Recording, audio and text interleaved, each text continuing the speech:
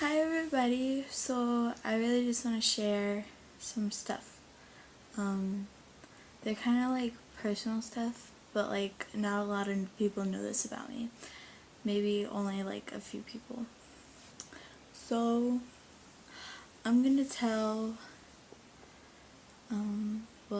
about me. Like I kind of seen some people do this, but like they have like music playing and they don't really show their faces. But I'm kind of tough, and I'll tell my story without crying. Um, well, I I have a younger sister. Her name is Sadie, and then we lived with my mom. Sadie was about 5 months old. I don't remember, but it was a long time ago. But she would have to be fed out of a feeding tube. It was really scary. For an 8-year-old, yeah, it was kind of scary. Um, it was hard because like it was really difficult to see her go through all that, and I think now that she's older, she kind of is proud of her second belly button. Um, I still live with my mom, but it's kind of a rocky situation. For almost 5 years, I have been away from my stepdad. Um, the reason behind that one is because, well, I was abused from 4th grade to 6th grade. Yeah. Um, and like I kept it to myself, and then like I tried to tell my mom about it, but she really didn't understand what was going on, and she like kind of told me it wasn't really happening, and that I was lying about it and da da da da. But like if I get really close to you, it's only because like I've just been through too much in my life, and I don't want to lose anybody.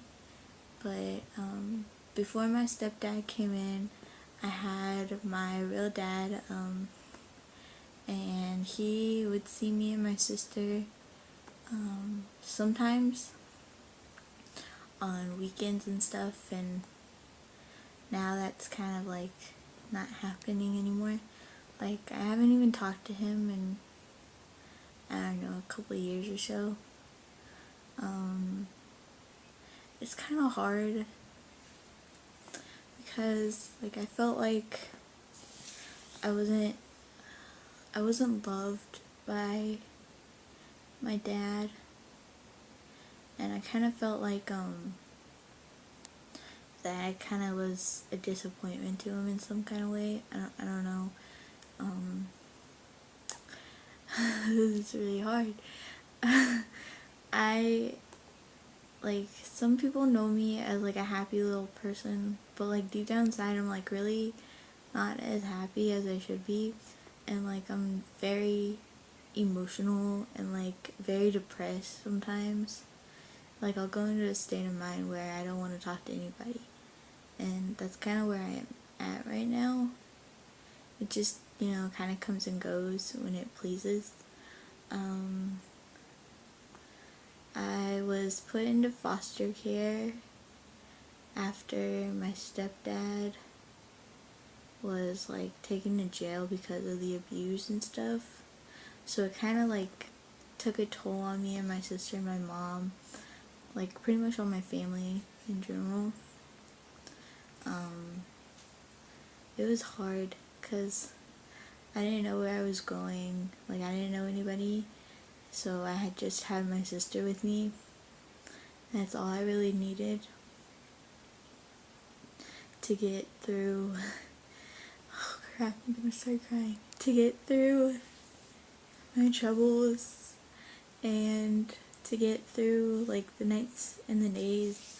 So we just had each other. That's all I really needed was her. Crap. uh, it it was hard. And then like a couple weeks later, we went in this house with his family. They were really nice.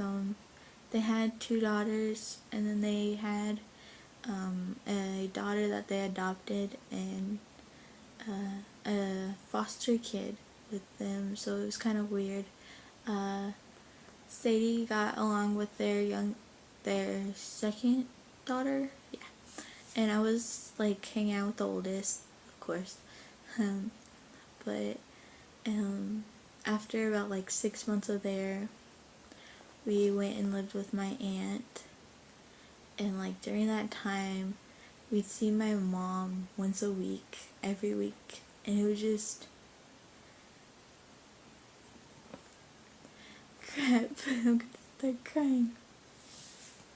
It would hurt to see her leave. I can't start crying. To see her leave and like us not going with her, so it was a toll on me. I went to about I've been to about 3 to 4 different schools in the last couple of years. The really steady school was like Kansas City schools, and that's where I met all like some of my friends and stuff, and it was just really hard. But before that, I went to Turner for a year and a half. It was crazy.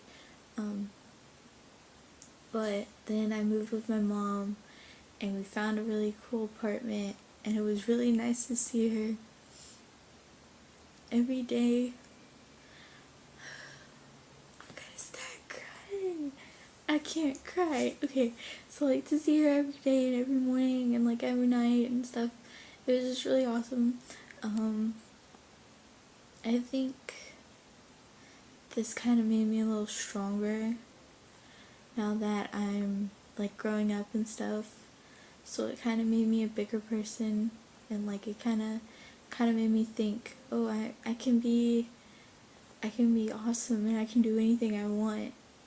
But I'm just still a girl that's insecure, and like I have a very low tolerance for people. I have really bad trust issues. That's like I don't keep relationships for a while. Like sometimes, like after a week or so, they'll get bored and like they'll leave me. Or like other times, like we'll do really good for a couple months, and then all of a sudden something goes bad, and like it's just a really bad thing. So I just think that after this whole experience, I've just grown up, and I've figured out that I'm a strong, independent kind of person, and I really don't like asking for help or like asking for people, because like during school I would never ask for help. Like I'd try and do it on my own, and then like if I ever did need help, then I'd like have somebody else do it. Ask the teacher to come here or whatever. But it was kind of crazy. So after about all that, I figured out that I'm growing up and I need to take charge of my life. I was, and it's still kind of a cutter. Like I'd cut my arm when I get depressed. It was not cool. And like some people, they think I was happy, but really I was deep down hurting because of all this, and I still haven't gotten over the whole I was abused thing.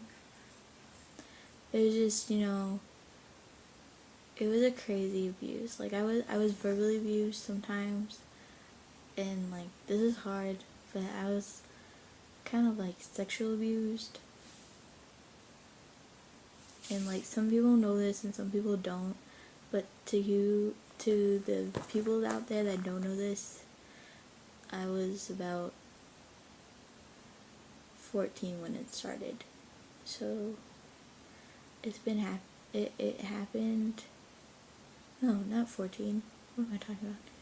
It was like